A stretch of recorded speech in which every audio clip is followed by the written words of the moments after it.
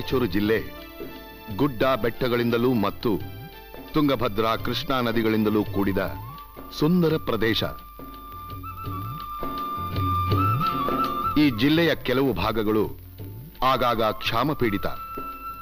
1985ರಲ್ಲಿ ಪೀಡಿಸಿದ ಬರಗಾಲದ ಭೀಕರತೆ ಹೆಚ್ಚಾಗಿ ಕುಷ್ಟಗಿ, ಕೊಪ್ಪಳ, ಯಲಬುರ್ಗಾ ತಾಲ್ಲೂಕುಗಳು ಹಾಗೂ ಲಿಂಗಸಗೂರು ತಾಲೂಕಿನ ಸ್ವಲ್ಪ ಭಾಗದಲ್ಲಿತ್ತು. 7.5 ಲಕ್ಷ ಜನರು ಮತ್ತು 5.5 ಲಕ್ಷ ದನಕರುಗಳು ಈ ಕ್ಷಾಮಕ್ಕೆ ತುತ್ತಾದವು. ಬರಪೀಡಿತ ಜನರಿಗೆ ಉದ್ಯೋಗ ಒದಗಿಸಿ ಆ ಮೂಲಕ ಸಾಮಾಜಿಕ ಆಸ್ತಿಗಳ ನಿರ್ಮಾಣ,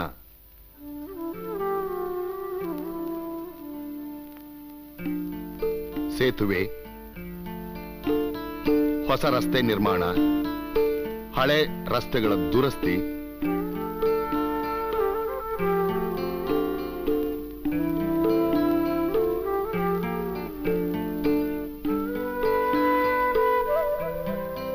ಕೆರೆ ಕಟ್ಟೆಗಳು,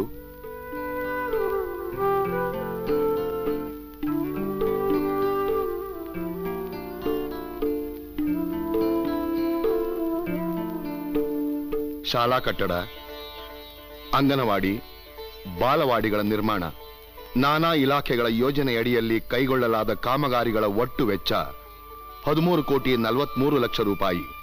ಕಾಮಗಾರಿಗಳ ಸಂಖ್ಯೆ 2,963. ಕೆಲಸ ಮಾಡಿದ ಪ್ರತಿಯೊಬ್ಬ ಕೂಲಿಕಾರನಿಗೂ ದಿನಕ್ಕೆ 8.25 ರೂಪಾಯಿ ನೀಡಲಾಯಿತು. ಕೂಲಿಯಲ್ಲಿ ಸ್ವಲ್ಪ ಭಾಗ ಕಾಳಿನ ರೂಪದಲ್ಲೂ ಮಿಕ್ಕದ್ದು ಹಣದ ರೂಪದಲ್ಲೂ ವಿತರಣೆ. ರಿಯಾಯಿತಿ ದರದಲ್ಲಿ ಧಾನ್ಯ ಲಭ್ಯ.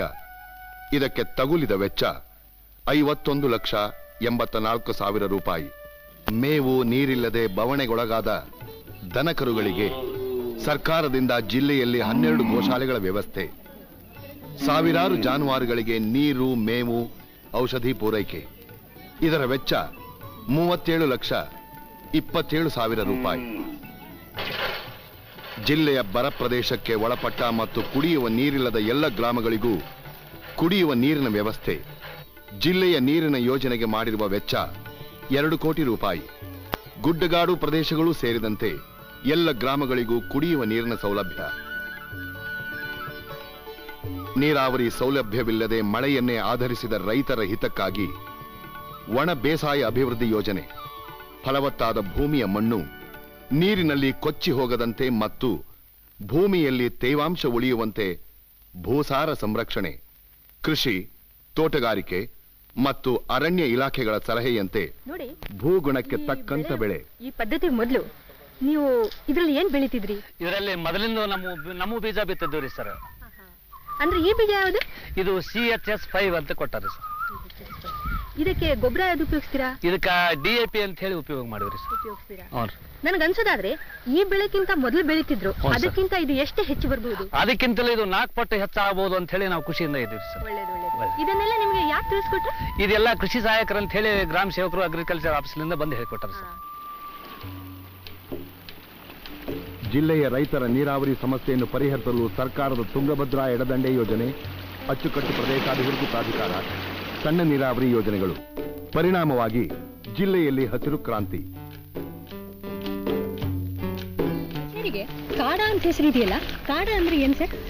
ತುಂಗಭದ್ರಾ ಕಾಡ, ತುಂಗಭದ್ರಾ ಅಚ್ಚುಕಟ್ಟು ಪ್ರದೇಶಾಭಿವೃದ್ಧಿ ಪ್ರಾಧಿಕಾರ ಅಂದ್ರೆ ಸ್ವಲ್ಪ ವಿವರಿಸಿ. ಅಂದ್ರೆ ನೀರಿನ ಸರಿಯಾದ ವಿತರಣೆ ಮತ್ತು ಸಮರ್ಪಕ ಉಪಯೋಗ, ಆ ಮೂಲಕ ರೈತರ ಆರ್ಥಿಕ ಬಲವನ್ನು ಹೆಚ್ಚಿಸುವುದು. ನಿಮ್ಮ ಅಭಿವೃದ್ಧಿ ಯೋಜನೆಗಳು ಯಾವ್ಯಾವ ಸರ್? ಸಮಗ್ರ ಭೂ ಅಭಿವೃದ್ಧಿ, ಸರತಿ ನೀರಾವರಿ ಪದ್ಧತಿ, ಬಸಿ ಮತ್ತು ಕ್ಷಾರ ಬಂದಂತಹ ಭೂಮಿಗಳ ಪುನಃಸುಧಾರಣೆ, ಆಯಕಟ್ಟು ರಸ್ತೆಗಳ ಅಭಿವೃದ್ಧಿ ಮತ್ತು ಇನ್ನಿತರ ಅಭಿವೃದ್ಧಿ ಕಾರ್ಯಗಳು. ತುಂಗಭದ್ರಾ ಅಚ್ಚುಕಟ್ಟು ಪ್ರದೇಶಾಭಿವೃದ್ಧಿ ಪ್ರಾಧಿಕಾರ ರಾಯಚೂರಿನ ಚವಳು, ಸವಳು ಮತ್ತು ಜೌಗಿನಿಂದ ಪೀಡಿತವಾದ ಸುಮಾರು 35,000 ಹೆಕ್ಟೇರ್ ಭೂಮಿಯನ್ನು ಪುನರ್ ಸುಧಾರಿಸಿದೆ.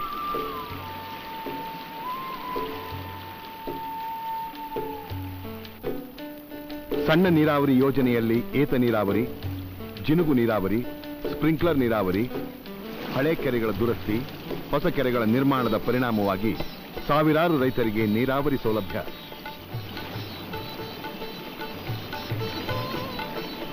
ಕುಷ್ಟಗಿ ತಾಲೂಕಿನ ಹಿರೇನಾಳ ಮೇಲ್ದಂಡೆ ಯೋಜನೆಯಡಿಯಲ್ಲಿ 6 ಕೋಟಿ ರೂಪಾಯಿ ವೆಚ್ಚದಲ್ಲಿ ಕಟ್ಟುತ್ತಿರುವ ಅಣೆಕಟ್ಟು ಈಗ 800 ಮಂದಿಗೆ ಉದ್ಯೋಗ ಒದಗಿಸಿದೆ. ಈ ಯೋಜನೆ 1987ರಲ್ಲಿ ಪೂರ್ಣವಾಗಲಿದ್ದು 4500 ಎಕರೆ ಜಮೀನಿಗೆ ನೀರು ಒದಗಿಸಲಿದೆ.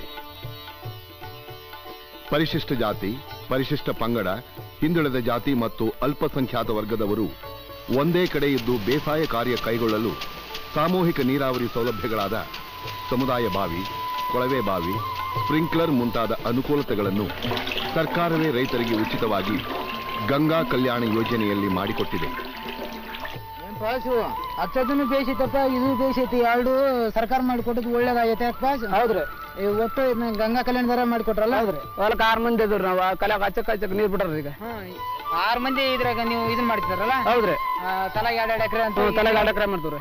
ಅಡ್ಡಿ ಇಲ್ಲ ಪಗಾರ.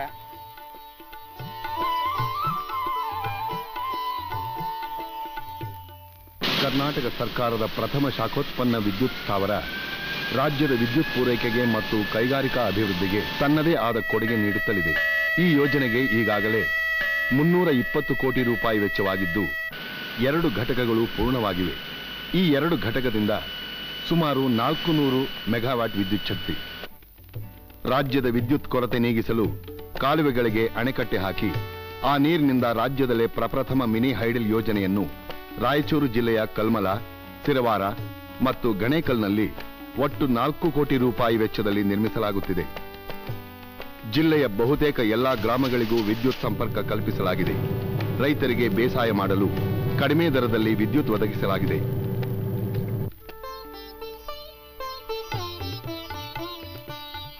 ಭಾಗ್ಯಜ್ಯೋತಿ ಯೋಜನೆಯಲ್ಲಿ ನಮ್ಮಂತ ಬಡವರಿಗೆ ಪುಕ್ಕಟೆಯಾಗಿ 1 ಲೈಟ್ ಕೊಡ್ತಾರಂತೆ. ಅದೇ ಯೋಜನೆಯಲ್ಲಿ ನಮಗೂ 1 ಲೈಟ್ ಕೊಟ್ಟಾರಪ್ಪ. ಶೇಂಗಾ, ಹತ್ತಿ ಮತ್ತು ಸೂರ್ಯಕಾಂತಿ ಮುಖ್ಯ ಬೆಳೆಗಳಾದ ಕಾರಣ ಎಣ್ಣೆ ಗಿರಣಿ, ಜಿನ್ನಿಂಗ್ ಹಾಗೂ ಪ್ರೆಸ್ಸಿಂಗ್ ಕಾರ್ಖಾನೆಗಳು ಇವೆ. ಇವಲ್ಲದೆ ಗೋಬರ್ ಗ್ಯಾಸ್ ಪ್ಲಾಂಟ್ ತಯಾರಕರು ಹಾಗೂ ಬಳಕೆದಾರರಿಗೆ ಸರ್ಕಾರ ಸಾಲ ಮತ್ತು ಸಹಾಯಧನ ನೀಡಿ ಪ್ರೋತ್ಸಾಹಿಸುತ್ತಿದೆ. ಪರಿಣಾಮ ಶ್ರೀರಾಮನಗರ 1ರಲ್ಲೇ 100 ಗೋಬರ್ ಗ್ಯಾಸ್ ಪ್ಲಾಂಟ್ ಹೊಂದಿರುವುದು ಒಂದು ದಾಖಲೆ. ಕಿನ್ನಾಳದ ಆಟಿಕೆಗಳ ತಯಾರಿಕೆ ಲೋಕವಿಖ್ಯಾತ.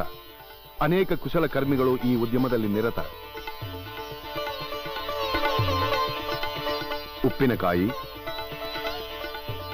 ಮೇಣದ ಬತ್ತಿ,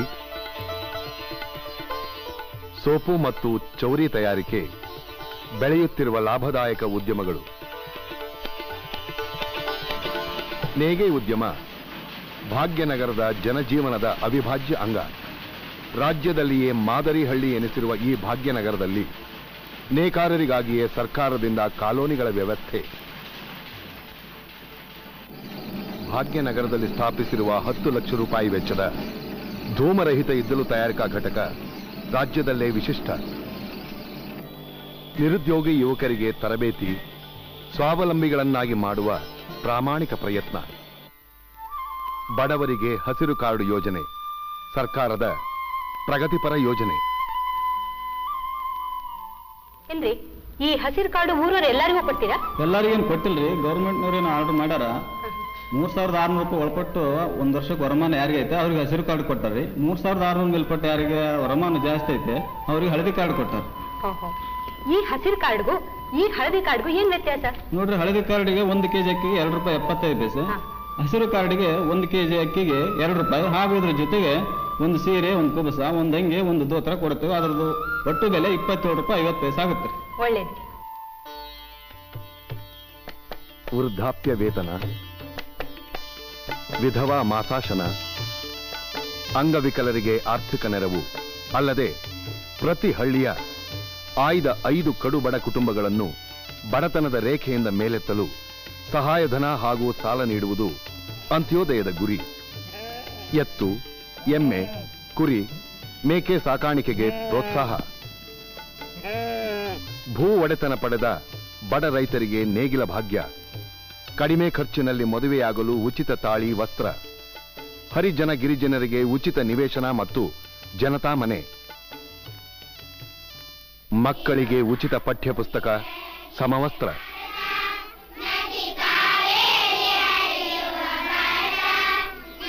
ಅನಕ್ಷರತೆಯನ್ನು ನಿರ್ಮೂಲ ಮಾಡಲು ಜಿಲ್ಲೆಯಲ್ಲಿ ಪ್ರಾಮಾಣಿಕ ಪ್ರಯತ್ನ.